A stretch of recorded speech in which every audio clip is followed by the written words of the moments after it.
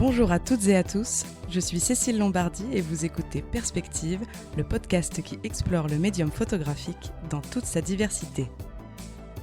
À chaque épisode, sa rencontre et avec elle, une nouvelle réflexion sur la photographie et la façon dont elle impacte notre rapport au réel et modèle nos sociétés.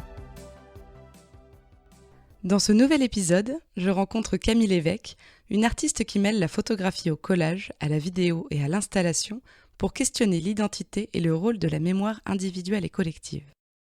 Plaçant souvent la famille au centre de sa réflexion, elle livre un travail personnel et incantatoire en nous invitant à réfléchir sur l'importance de l'histoire dans la construction de notre réalité. Après des études d'art et de littérature, elle s'initie en autodidacte à la technique photographique, notamment argentique. Elle a travaillé et vécu en France, au Kurdistan, en Arménie et aux États-Unis, se servant du médium au fil de ses voyages pour explorer les thématiques qui lui sont chères. Elle a récemment exposé à Tbilissi, en Géorgie, à Istanbul, mais aussi à Amsterdam, Dublin, Rome ou encore Montréal. Ensemble, nous allons parler du collectif Hors Normes dont elle est à l'origine, collectif dont je vous laisse découvrir la singularité dans quelques minutes. Nous discuterons également de son travail autour de la thématique de la mythologie familiale, du rôle social de la photographie familiale, mais aussi des conditions de travail d'un artiste aujourd'hui. Bonjour Camille. Bonjour. Pourrais-tu commencer par nous décrire ton travail en quelques phrases ? Alors en quelques phrases, c'est dur. Je vais essayer de synthétiser. Mon travail est vraiment un travail de plasticienne, je dirais, d'artiste visuel. On n'a pas vraiment cet équivalent en français, mais vraiment de pratiques multiformes, protéiformes, au centre duquel la photo est l'épine dorsale, mais vraiment la photo au final est accessoire dans la présentation finale de mon travail. Je travaille beaucoup sous forme d'installation, je travaille avec le son, la vidéo et beaucoup d'archives également. Donc les thématiques que j'approche le plus, c'est la mémoire, l'identité, la réalité et la fiction et la mythologie familiale. Très bien, on reviendra d'ailleurs sur cette thématique de la mythologie familiale, mais je voudrais d'abord parler du collectif Live Wild dont j'ai fait le teasing en introduction. Le collectif Live Wild, ou littéralement Vivre sauvagement, est un collectif que tu as fondé en 2014, composé de 7 artistes féminines aux histoires, personnalités et origines différentes. Ces femmes ont toute une sensibilité artistique qui leur est propre, réunie autour de la thématique forte de la mémoire et de son effacement progressif. Alors rien d'inhabituel jusque-là que de se réunir entre artistes pour proposer des travaux communs. Là où tu as réussi quelque chose de singulier, c'est que tu as révélé plusieurs années plus tard que de ce collectif, une seule personne était réelle, c'était toi. Tu as créé toutes les autres artistes, empruntant les noms et histoires de plusieurs générations de femmes de ta famille. Est-ce que tu pourrais revenir sur la création de ce collectif et les raisons qui t'ont poussé à lancer un tel projet ? Bien sûr. Du coup, j'ai fait ça en 2014. C'était une année charnière pour moi où ça faisait des années que je me disais photographe, que je me sentais photographe, mais sans grande légitimité. Et j'ai décidé d'arrêter d'être dilettante et de prendre à bras-le-corps ma carrière et d'essayer. Et du coup, j'ai un peu compilé tout ce que j'avais fait depuis 6-7 ans, de tout mettre sur un site, d'éditer le travail. Et je me suis rendu compte que, en effet, ma pratique était diverse, multiple, et que j'avais fait beaucoup de choses différentes et que réuni sur un site, ça m'a sauté aux yeux que c'était trop d'informations, que c'était pas assez clair. Et que ça pourrait me desservir, je pourrais avoir l'air éparpillée ou de pas trop savoir dans quel sens j'allais, alors que pour moi c'était cristallin et qu'il y avait un fil rouge très net. Du coup, je me suis dit aussi que je voulais pas me restreindre à un seul médium. Je voulais pas juste faire du documentaire ou faire de la photo artistique ou juste faire du collage. Et il m'est venue cette idée d'alias, d'utilisation d'alias, qui est assez présente depuis toujours dans le monde de l'art, plutôt dans la littérature. Donc dans mes influences fortes, il y a évidemment Fernando Pessoa, qui est un poète portugais qui a utilisé plus de 70 alias. Et j'ai un peu repris la technique qu'il a utilisée, c'est-à-dire qu'à chaque alias, il y a une identité visuelle assez propre. Il y a vraiment une cohérence entre le nom que j'utilise et le travail, et je me restreins à ce nom-là. Par exemple, tout ce qui est politique et social, ce sera sous le nom d'Ina Lungin. Et les autres membres du collectif ne feront pas de travaux qui traitent de ces sujets-là. Il y a aussi Boris Vian qui m'a beaucoup influencée. Les principales inspirations de mon travail sont littéraires. Je pense qu'il faut le préciser, c'est vraiment pas des références visuelles, sauf pour le cinéma, mais ça reste mineur par rapport à la littérature. Donc je me suis dit, oui, il faut que non seulement que je trouve une espèce de parade pour présenter mon travail, mais aussi faire hommage aux membres de ma famille, à ma famille, à là d'où je viens, et vraiment aussi un peu mettre en exergue toutes ces couches de vie qu'on a tous. Personne n'a un chemin complètement linéaire de A à Z où on est... Enfin, c'est très rare en fait de naître dans le même pays, de jamais bouger, de jamais rien faire de différent, de pas changer de carrière. Ça reste très rare et du coup... je voulais montrer aussi toutes les possibilités, que ce soit des écritures artistiques, comme tout simplement des couches de vie, des strates de vie qu'on a chacun, et mettre ça en avant. Et pourquoi n'avoir choisi que des femmes pour constituer ce collectif ? Alors il s'avère que c'est un hasard. On m'a beaucoup contacté pour parler du féminisme et du fait que c'était bien de faire un collectif que de femmes, pour les femmes, avec les femmes, et en fait pas du tout. C'est aussi du fait qu'il y ait principalement des femmes dans ma famille. À part mon frère, il n'y a pas vraiment de figure masculine ou d'homme. Et du coup, ça a été finalement pas quelque chose de volontaire, mais ça a suivi en fait les noms que j'emprunte de mes grand-mères, de mes grandes-tantes, de mes sœurs, qui ne sont que des femmes. Tu as révélé la vérité lors d'une conférence de presse à Unseen à Amsterdam en 2017. Il est du coup assez amusant de lire certaines de tes interviews antérieures à cette date, puisque tu parles du sens de la communauté, du partage de regards, de ressources que te permet ce collectif. Pourquoi avoir révélé la vérité ? Je pense que c'était par fatigue. C'est vrai que ça réclamait énormément d'organisation et le monde de la photo est minuscule, je pense qu'on s'en rend pas bien compte. Et à Unseen, c'était assez criant que tout le monde se connaît et que je me suis rendu compte que j'étais dans des soirées, dans des vernissages ou quoi que ce soit, avec différentes personnes qui me connaissaient sous différents noms. Donc ça reste amusant. Et ça m'amusait pendant un moment donné, et puis au final, je me suis dit que non seulement c'était assez éprouvant en fait, ça devenait carrément une performance en fait. On était sortis de l'espace digital pour rentrer dans la vraie vie, et ça devenait une performance humaine qui me fatiguait, qui me plaisait pas forcément en fait comme usage des alias. Et par ailleurs, je me suis dit qu'en fait, c'était pas le secret qui faisait que le collectif pouvait être intéressant. C'était pas tellement ça l'aspect le plus important du collectif. Et tu le fais encore évidemment vivre aujourd'hui. Comment est-ce qu'il a évolué au fil des années et comment tu te places aujourd'hui par rapport à lui ? Alors l'évolution, en fait, ça n'a pas vraiment changé la manière dont je travaille. En fonction des collaborations qu'on me propose, il y a pas mal de personnes qui continuent à m'approcher en me disant qu'ils me suivent depuis longtemps, qu'ils aiment beaucoup le travail et qui, de toute évidence, ne comprennent pas que ce sont des alias. Et du coup, dans certains cas, ça peut paraître méchant, mais je leur dis pas, en fait, parce que je me dis que Internet est là, ils peuvent faire leurs recherches et que toutes les informations sont là. Et que pourquoi pas, puisque eux se prennent au jeu alors qu'il y a des informations un peu disséminées partout, n'arrivent pas à voir entre guillemets la supercherie, je vais aller dans leur sens et on continuera à jouer sur le secret et entre guillemets l'imposture. Après, j'ai du mal mais c'est ça qui m'intéresse aussi dans l'usage du collectif, j'ai du mal à pousser tous les alias de la même manière. Il y en a qui m'inspirent énormément. Notamment Lucie Raroutian, c'est le nom de ma grand-mère maternelle qui est arménienne. Et comme je veux beaucoup parler de l'Arménie, je suis très prolifique sous ce nom-là. Il y a un autre nom, Marguerite Aurès, c'est ma grand-mère paternelle que j'ai jamais connue. Du coup, je suis moins inspirée, je travaille moins avec ce nom-là, je galère un peu plus à nourrir sa pratique à elle. Est-ce qu'il y a un alias qui est un peu voué à disparaître ? Non, aucun. Il y en a qui sont moins forts, il y en a dont l'identité visuelle est moins claire aussi. Il y en a auxquels je suis moins attachée, mais ils ont tous leur raison d'être et ils resteront tous jusqu'à la fin. Surtout aussi parce que la forme finale du collectif, c'est un livre de 7 volets et que chaque membre est important puisque chaque première lettre de chaque prénom forme Camille, en fait. Okay. On a Charlotte, Anna, Marguerite, Ina, Lila, Lucie et le E représente le etc. qui sera le manifeste du projet avec des mails, des échanges, des réflexions, mes recherches autour de l'alias et de la place de l'artiste dans sa pratique. Et au-delà de t'offrir une plus grande liberté dans ton travail, ce collectif pose la question passionnante du principe même de la création et notamment des effets que cela peut produire sur les gens. Comment le fait de savoir qu'une œuvre a été produite par une ou plusieurs personnes va modifier notre perception de ladite œuvre ? Finalement, qu'est-ce que ça change de dire « nous » au lieu de « je » ?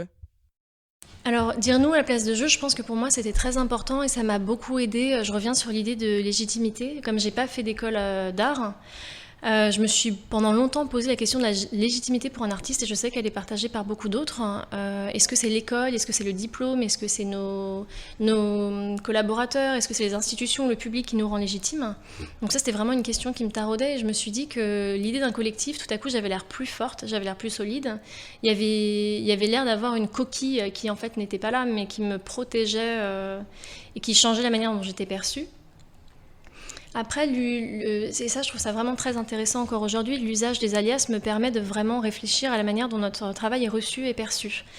Et je peux, après des années maintenant, 6 ans, dire que qui on est importe énormément dans la manière dont notre travail est reçu, que ce soit le genre, la race, l'âge, le background social.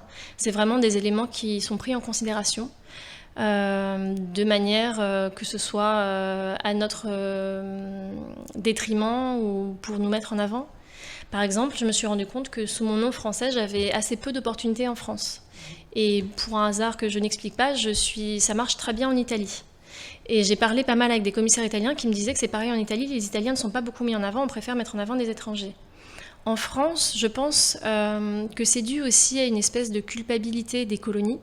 On a une tendance que font les Américains aussi à la discrimination positive dans plein de domaines créatifs, qui est odieux pour tout le monde en fait. Donc si certaines personnes en profitent, j'imagine tant mieux, mais le fond de cette idée, le fond de ce propos reste du racisme.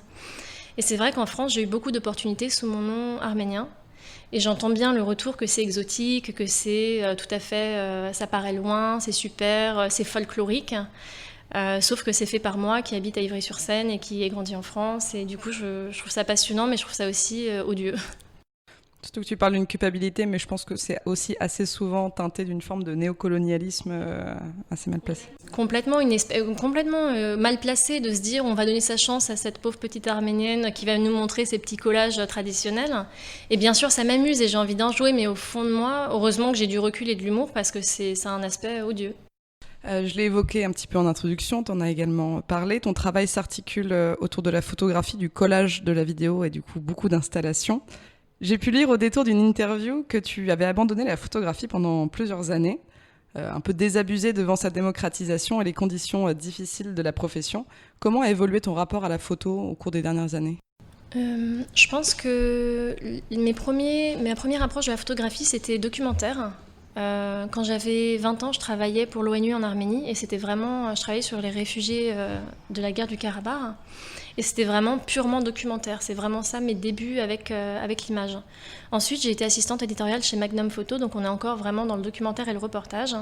Et la célébration de l'image comme preuve de ce qui existe, comme preuve de ce qui s'est passé. Il y a eu beaucoup d'années de réflexion que je me suis rendu compte que c'était pas du tout ma manière de voir la photo et que j'aimais pas du tout ces domaines de photographie par ailleurs. Que je m'y retrouvais pas et que même en tant que public, j'irais jamais voir ces expositions-là, elles m'intéressent pas. Du coup, je me suis vraiment mise à travailler la photographie en fait à contre-pied et comme utilisation, en fait dans la manipulation, l'altération de l'image et pour montrer justement le rapport à la vérité, le rapport au réel et changer le cours de l'histoire, changer le cours de mon histoire ou de l'histoire avec de la manipulation d'image. Ce qui est de toute façon des réflexions qu'on se pose tous aujourd'hui, les artistes visuels, vu qu'on est submergé par des photos, on ne sait jamais si c'est vrai, si c'est faux, les fake news, on vit vraiment dans un environnement de plus en plus d'incertitude quant à l'authenticité de ce qu'on nous montre. Et du coup, ça pour un photographe, je trouve ça passionnant. Tu en as parlé un petit peu au début. Est-ce que tu pourrais revenir un peu sur la façon dont tu articules la photographie par rapport aux autres médiums ? Alors, la photographie pourrait être tout simplement une base de recherche que je présenterai comme ma base de recherche. Ce seront des archives que je présenterai en exposition. Ou alors, ce sera une image que je modifierai pour la création de la narration de mon projet. Ou ce sera parfois la pièce centrale de la série, mais ce sera vraiment plus une manière de voir l'image, mais je ne sais pas si c'est clair ce que je dis, mais pas la finalité de la représentation. Une forme de matière première. Exactement, oui. Alors, j'aimerais maintenant que l'on parle de photographie familiale, car c'est une photo dont les usages et la symbolique ont beaucoup évolué au fil des décennies. En 1965, Pierre Bourdieu a écrit un livre à ce sujet intitulé « Un art moyen », dans lequel, à travers une approche sociologique, il décrit l'usage social que faisaient les gens de la photographie à l'époque, et c'était un usage très majoritairement restreint au cadre familial. On faisait des photos de famille, de mariage, des enfants, pour garder des souvenirs, et selon Bourdieu, cela permettait de renforcer le sentiment d'intégration à un groupe, de le revivifier, de réaffirmer son identité et donc son histoire. Donc c'était à l'époque une technique privée qui fabriquait des images privées de la vie privée. Qu'est-ce qui a évolué selon toi dans l'usage social de la photographie ? A-t-elle été dépossédée de son pouvoir d'évocation maintenant que n'importe qui peut produire des images en permanence ? Alors je pense pas que ça ait fondamentalement évolué. Vraiment, la grande différence, c'est l'arrivée du digital. Il faut dire aussi que ça se voit dans les archives. Les personnes, jusqu'aux années 70, les personnes qui se prenaient en photo, qui avaient vraiment une grosse archive familiale de photos, c'est des personnes avec certains moyens, parce que ça coûtait cher d'avoir un appareil photo, le développement des pellicules coûtait cher, donc c'était pas la classe moyenne nécessairement qui prenait des photos, qui archivait son histoire. Ce qui a vraiment changé, c'est le digital. On prend maintenant, beaucoup de photos de famille sont faites au téléphone, c'est des photos toutes les 2 minutes, on prend en photo n'importe quoi, n'importe quel moment de la vie, alors qu'avant c'était vraiment limité au mariage, au baptême, à l'anniversaire, à Noël, vraiment des moments extrêmement précis, assez rares au final, c'était 2-3 fois par an. Du coup, il y avait aussi le contexte, tout le monde était habillé d'une certaine manière, c'était vraiment une représentation d'un moment très précis. Et c'était des moments, entre guillemets, plus précieux, en tout cas dans le contexte dans lequel ils étaient pris. Après, je ne pense pas qu'il y ait une énorme évolution. En fait, on continue à prendre des photos, entre guillemets, de la même manière. On fait les mêmes poses. Et ça qui est incroyable, c'est que j'ai une archive qui s'étend sur tous les continents, des années, je dirais, 20-30, aux années 90, parce qu'après, ça m'intéresse moins visuellement. Et on voit exactement les mêmes postures, les mêmes moments, les mêmes angles. C'est incroyable. On voit vraiment une espèce de fil rouge international dans la manière de documenter sa vie, dans les moments où on documente sa vie. Mais du coup, je trouve ça questionne aussi énormément l'authenticité avec laquelle on fait cette démarche. Est-ce qu'on documente notre vie pour nous ou pour les autres ? Est-ce que c'est pour se souvenir ? Si c'est pour se souvenir, pourquoi est-ce qu'on a besoin de se souvenir de ce moment ? Est-ce qu'on pense l'oublier ? Et où est-ce que c'est pour montrer aux autres ? C'est vraiment la photographie familiale, c'est vraiment une archive très riche, mais c'est aussi très intéressant d'un point de vue sociologique quant aux raisons pour lesquelles on documente nos vies et le public pour qui on le fait réellement. On en arrive maintenant à un sujet que je voulais vraiment évoquer avec toi, qui est cet emploi du terme de mythologie familiale que tu utilises pour qualifier tes sujets d'études. C'est une expression assez étonnante car étymologiquement ça désigne un récit fabuleux qui met en scène des êtres surnaturels à forte symbolique, alors que justement on vient de dire que la photographie familiale était tout ce qu'il y avait de plus banal et de plus légitime, quelle que soit notre culture et notre condition sociale. Est-ce que tu peux nous expliquer ce que tu entends par ce terme ? Alors déjà, je vais rebondir sur ce que tu as dit. Les photos familiales sont ce qu'il y a de plus banal possible, mais la famille elle-même n'est pas banale. Il faut aussi pointer du doigt le fait que ce qu'on prend en photo, c'est ce qu'on veut montrer. On ne prend pas en photo un mari qui frappe sa femme ou un enfant qui est agressé ou la solitude. C'est vraiment le petit morceau hors de l'eau de l'iceberg qu'on montre.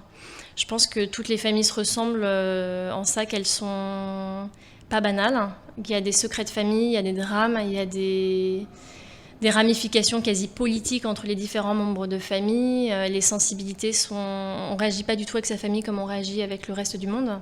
Et on se construit par rapport à sa famille. Pour moi, ce terme, il est vraiment réfléchi et légitime dans le sens où mon histoire familiale est assez complexe et vient aussi d'un traumatisme familial du génocide arménien. On a été élevé par ma grand-mère maternelle. Et du coup, on a vraiment grandi avec des récits historiques, mais des récits qui ressemblaient pour un enfant à des récits de contes. On nous parlait de familles qui a fui en calèche à travers la neige. Enfin, c'était des choses qui étaient très imagées, très irréelles pour un enfant qui est né à Paris. Et vraiment rocambolesque, il y a quand même la fuite, il y a eu plusieurs fuites. Il y avait des histoires de personnes qui sont mortes dans des conditions tragiques. Des membres de famille dont on ne connaît pas le nom, vraiment plein de choses comme ça, donc ça crée un fantasme total. Ça met ces récits sur un piédestal, et oui, entre le fantasme et la culpabilité, je travaille beaucoup sur le poids de la culpabilité pour les descendants, que ce soit de génocide ou de colonie ou de l'esclavage. Je crois beaucoup en cette transmission du trauma. Et du coup, vraiment, cette idée de mythologie, c'est aussi un regard sur la douleur transmise, sur tout cet aspect fantasmagorique du récit familial, avec les mensonges, les trous dans les histoires, les choses qui ne collent pas, et la manière dont on reconstruit soi-même ce récit plus tard, et dont on le perçoit adulte entre le fantasme et la réalité. Tu as travaillé pendant 5 ans sur un projet que tu as nommé In Search of the Father et qui a trouvé sa consécration dans un livre où tu explores la figure paternelle, son absence, son rôle, sa symbolique. Tu représentes les différents visages du père sans imposer de jugement ou de représentation. Nos auditeurs et auditrices pourront évidemment retrouver quelques images sur le compte Instagram. Peux-tu nous parler de ce projet et de la façon dont tu as cherché à traduire visuellement cette recherche du père ? Alors c'est un projet en effet assez long, donc que j'ai commencé fin 2014 et qui, comme beaucoup de mes projets, a démarré d'un point de vue individuel pour finalement au fil des années avoir une échelle plutôt collective. Je me questionnais par rapport à ma propre recherche du père. Qu'est-ce qu'une figure paternelle? Qu'est-ce qu'un père? Ayant moi-même vécu l'absence du père. Et vraiment, je voulais essayer de travailler sur ces représentations, que ce soit justement en commençant par la photographie familiale, encore une fois, parce que je n'avais pas vu nécessairement beaucoup de photos de mon père, ou alors il était coupé des photos. Donc c'était vraiment toutes ces symboliques très fortes liées à l'image. Et finalement, au fil des ans, je suis passée sur le père des autres, le patriarcat aussi, le père de la nation, évidemment, en passant par Joseph Staline, qui est un symbole évident. Mais vraiment, aussi, comment est représenté le père dans différentes cultures, quel est son rôle. Du coup, en fait, c'est une question qui, au départ, était toute, pas anodine, mais toute simple, en fait, qui s'est transformée en une recherche sociologique, psychologique et philosophique sur des années, sur même les rapports en fait de genre dans la famille, la construction de la famille, sortir de la famille nucléaire, parce que qu'en est-il du père dans un couple homosexuel féminin ou masculin, dans les familles avec 3 parents, dans les familles recomposées, enfin il y a différents. Aujourd'hui, on met quand même en avant, Dieu merci, d'autres formats familiaux que la famille nucléaire. On évolue beaucoup sur ces points-là, et du coup, qu'en est-il de cette caricature genrée du père, de la mère et de ces représentations-là dans la famille ? Du coup, c'est beaucoup d'archives, beaucoup de photos familiales que j'ai trouvées au fil des ans, beaucoup de publicités, énormément. Les pères représentés dans les pubs, dans les magazines, pas mal de vidéos et oui, d'archives vidéo de Staline, de différents patriarches, et le père aussi dans la religion. Et pourquoi avoir voulu faire de ce projet un livre ? Je pense que j'envisage, pas malheureusement, mais tous mes projets sous forme de livre. C'est vrai que c'est un objet qui fait sens pour moi, qui finalise aussi beaucoup les projets. J'ai beaucoup de mal à finir, j'ai beaucoup de mal à dire c'est la dernière photo, c'est le dernier texte, on peut avancer. Je ne sais pas pourquoi, c'est vraiment une difficulté pour moi. Et le livre permet ça, bien qu'en disant ça, je pourrais revenir sur un livre 4 ans après en me disant il faut le reprendre, il y a des choses à ajouter. Je pense aussi que c'est lié au fait que ça ait pris tant d'années et qu'il y a eu différentes approches. Du coup, pour moi, je le voyais vraiment comme un chapitrage assez facile. Donc c'est un livre qui est réparti entre 4 chapitres et une douzaine de sous-chapitres. Je reviens à ta question précédente. Tu évoquais ton travail d'archive, de collecte de photographies qui ne t'appartenaient pas. Est-ce que tu pourrais nous expliquer comment s'opère cette sélection ? Qu'est-ce qui va te donner envie d'inclure tel ou tel visuel dans tes projets ? Alors je pense que le premier élément, ce sera la pertinence par rapport au sujet sur lequel je travaille. Ensuite, il y aura évidemment un aspect esthétique qui sera beaucoup plus frappant qu'avec mon propre travail.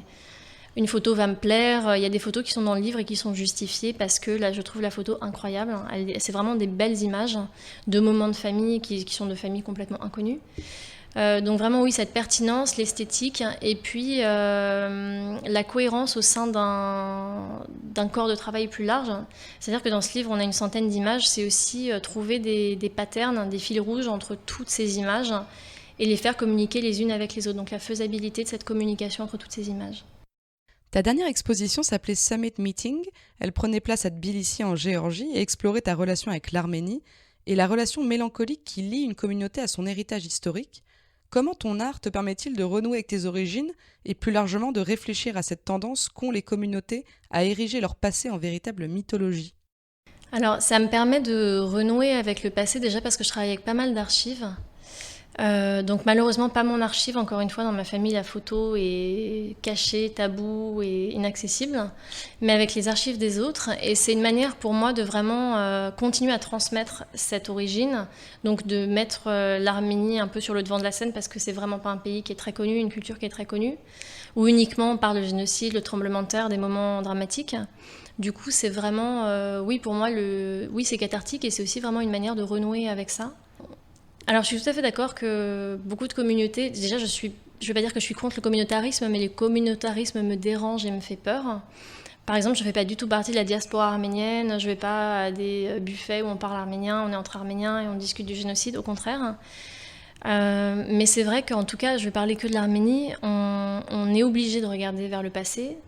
On est coincé dans ce rôle et c'est en ça que je parlais d'héritage du trauma parce que la Turquie, qui a donc commis le génocide en 1915, n'a toujours pas reconnu ce génocide encore aujourd'hui en 2020. Ça a été reconnu en France seulement en 2001 par ailleurs, donc c'est quand même assez tard hein, vu l'ampleur de la communauté arménienne en France. Donc du fait que la Turquie ne reconnaisse toujours pas ce génocide et plein d'autres pays par ailleurs, mais surtout eux, ça empêche, ça annihile complètement en fait notre histoire, ça annihile le trauma. Ça trouble notre identité et c'est vrai qu'on a tendance à beaucoup regarder vers le passé mais on ne peut pas faire autrement en fait. Donc c'est vrai qu'avec mon travail j'essaye de, même si je parle en sous-texte du génocide, c'est évident, je n'en parle pas du tout frontalement et c'est toujours, j'ai fait attention à jamais travailler en noir et blanc, à toujours utiliser des visuels extrêmement colorés, presque pop, un peu kitsch, pour montrer que oui, on est en 2020, on est dans un pays occidental, on essaye de montrer des choses, d'avoir une approche joyeuse, ouverte et multiculturelle en parlant de cet héritage. Mais je pense que pour beaucoup de communautés, c'est difficile de ne pas regarder en arrière. Je ne vais pas toutes les citer, mais il y en a beaucoup où c'est compliqué. Il y a des choses qui ne sont pas encore finies, il y a des chapitres qui ne sont pas clos et du coup c'est dur de vraiment, vraiment avancer. Même 3 générations après, c'est compliqué. La résonance et la réception de tes œuvres doit être évidemment différente en fonction de tes lieux d'exposition. On ne va pas recevoir ton travail de la même façon en France qu'en Géorgie, par exemple. Comment ton travail peut être reçu justement par les Arméniens ? Alors, c'est vraiment, je suis contente que tu demandes ça. Ça se passe vraiment pas bien avec les Arméniens. Ils comprennent pas du tout mon travail. Je sais pas ce qui fait que j'arrive pas du tout à communiquer avec les Arméniens d'Arménie et même souvent la diaspora. Je sais pas, il y a une non-réception totale de mon travail, une non-compréhension totale de mon travail. Ce qui, je veux pas dire que ça me peine, ça m'étonne et je sais pas vraiment. Après, je cherche pas à plaire aux Arméniens à tout prix, mais c'est vrai que ça m'interpelle que ça soit à ce point-là hermétique. Et l'exposition en Géorgie s'est très bien passée, mais la Géorgie n'est pas du tout comparable à l'Arménie, même si c'est 2 pays qui ont beaucoup de similarités. La Géorgie est très ouverte sur le monde. Elle s'est beaucoup occidentalisée, non pas que ce soit une qualité, mais elle est vraiment dans un mélange de tradition géorgienne, tradition orthodoxe, d'influence soviétique évidemment et russe, mais vraiment aussi d'ouverture sur le reste du monde et sur le monde contemporain. C'est pas du tout le cas de l'Arménie. Donc je pense que si les Arméniens m'écoutent, ils vont hurler, mais c'est un pays qui est quand même très fermé, qui est replié sur soi. Il y a 2 frontières sur 4 qui sont fermées. C'est un pays qui a cessé le feu avec l'Azerbaïdjan, la politique est assez tendue. Du coup, on va pas se mentir, il n'y a pas une ouverture d'esprit phénoménale en Arménie et on n'en est pas au même point d'un point de vue culturel et artistique. Il y a très peu de structures et la vision de l'art, c'est beaucoup de la peinture et de la peinture classique, un peu de sculpture aussi. Du coup, c'est peut-être l'utilisation, les outils que j'utilise qui ne passent pas ou l'approche que j'utilise qui ne passe pas. Je sais que les Arméniens en Arménie ont du mal avec la représentation symbolique. L'abricot, la grenade, la montagne, ça leur tape un peu sur le système, même s'ils adorent ces représentations. Je pense que pour eux, il faut dépasser ça, alors que pour la diaspora, c'est entre guillemets tout ce qu'on a. C'est des symboles avec lesquels on a grandi et qui représentent en 2 minutes immédiatement notre identité.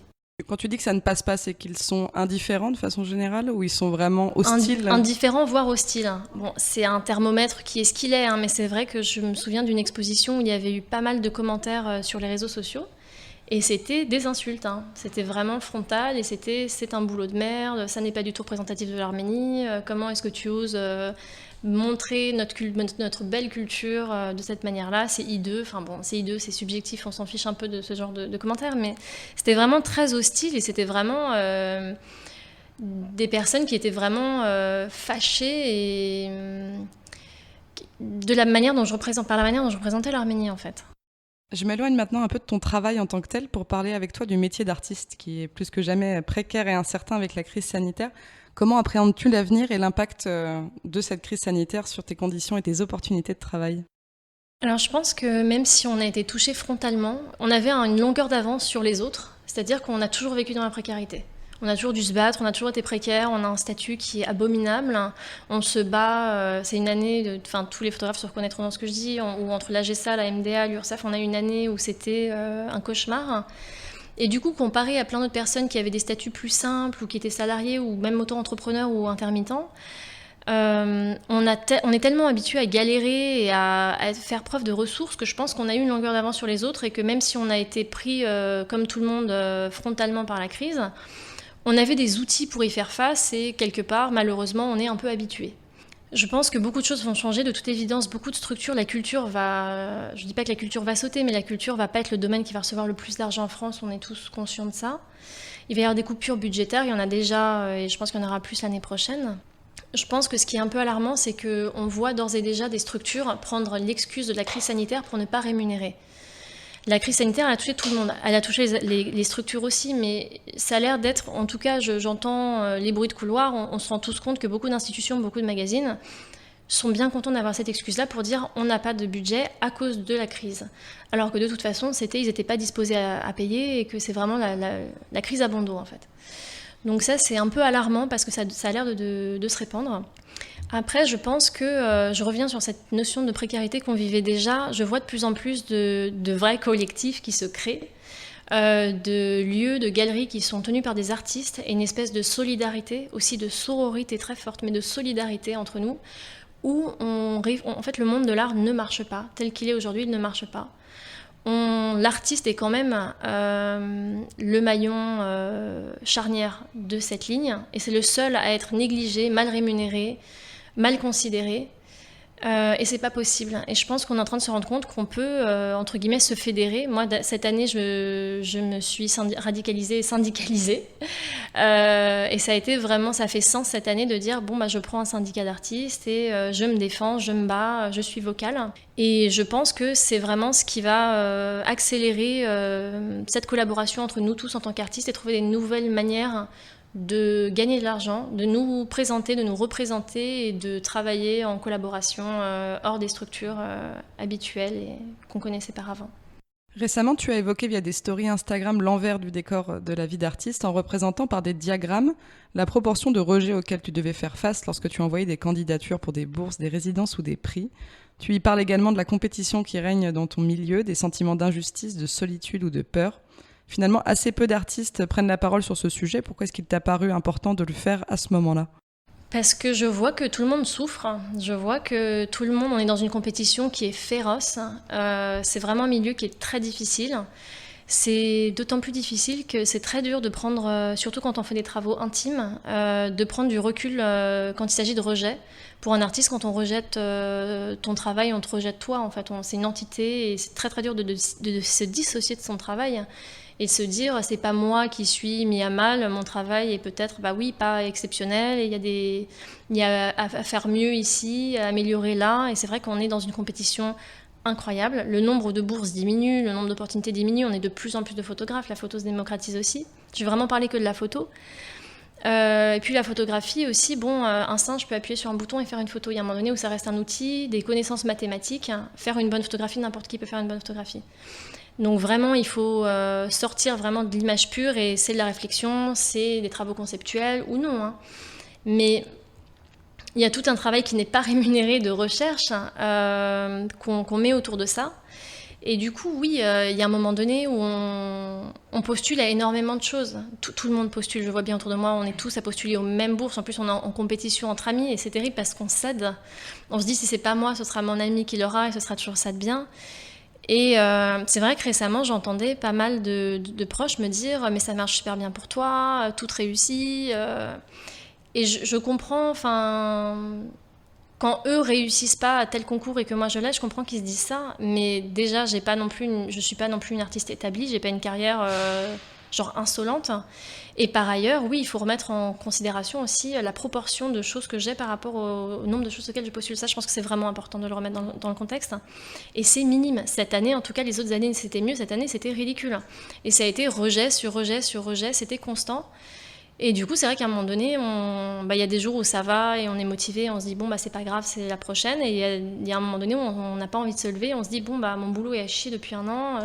Toutes les portes se ferment. J'ai la flemme de passer par la fenêtre. Et du coup, c'est vrai que je me suis dit, il faut absolument que je partage ce genre d'informations pour dire, on est tous à galérer. Si jamais tu avais l'impression de galérer, t'es pas tout seul. Que c'est évident qu'on peut pas être pris à toutes les choses auxquelles on postule. Que si on est pris déjà à certains, c'est bien. et qu'il faut arrêter de mesurer nos CV pour se comparer, de mesurer nos opportunités. On n'est pas tous éligibles aux mêmes choses. Il y a beaucoup de facteurs, je reviens aussi sur ce qu'on a dit avant, beaucoup de facteurs qui font qu'on est pris ou pas pris pour quelque chose. Et le talent, au final, est quand même minime dans ces facteurs-là, il faut le dire. C'est beaucoup de contexte, c'est plein de configurations X et Y, beaucoup de réseaux aussi. C'est ça qui est très difficile à digérer, c'est pour ça que je parlais d'injustice. Il y a beaucoup d'injustices dans ce milieu. Donc il faut qu'on partage beaucoup plus, pas forcément des statistiques, mais nos échecs aussi. C'est vrai que je me suis rendu compte, je ne partage que pour dire je suis très contente d'avoir réussi, ou je partage voici mon exposition, ou je suis si heureuse d'avoir eu ça. Mais personne ne va dire j'ai échoué pour la 5e fois ce mois-ci, personne ne veut de mon projet. Parce qu'aussi, bien sûr, il y a une image qu'on doit renvoyer. On veut renvoyer du succès, on veut donner l'impression qu'il n'y a pas d'effort derrière et que tout nous réussit. C'est loin d'être le cas, évidemment. On ne va pas rester sur cette note négative. Est-ce que tu pourrais nous parler un peu de tes projets à venir ? Est-ce qu'on pourra te retrouver en France en 2020 ou en 2021 ? Oui, on pourra me retrouver en France en 2020, je l'espère, croisons les doigts, à la Biennale de l'image tangible dans le 20e, où je présenterai un travail sur l'Arménie, la même chose peu ou prou que j'ai présenté en Géorgie. Donc ce sera au Floréal Belleville en novembre. Ça, je pense que c'est tout en France pour 2020, c'est déjà pas mal. Et sinon, des projets en cours, je travaille en ce moment sur un projet encore sur l'Arménie, sous mon nom à moi, et c'est sur justement les notions d'héritage du trauma. Donc je pars de recherches qui ont été faites aux États-Unis sur les descendants d'esclaves. Et est-ce qu'il y a ou non un lien génétique, une transmission génétique, morale, psychologique dans les familles, d'une génération à une autre, d'un trauma vécu par un membre de la famille ? Et c'est un sujet passionnant. Ça a l'air passionnant en effet. Merci beaucoup Camille d'avoir accepté de répondre à mes questions. J'ai trouvé notre échange vraiment très intéressant. Ton travail soulève des questions que je trouve essentielles et finalement qui sont assez peu discutées. Merci à toi. Merci aussi à nos auditrices et auditeurs de nous avoir écoutés. Pour me donner un coup de pouce, n'oubliez pas de vous abonner, de noter cet épisode, de le commenter et de le partager. Vous retrouverez le travail de Camille sur la page Instagram perspectivepod.cast. N'hésitez pas à aller faire un tour dans la description pour plus d'informations. À la semaine prochaine.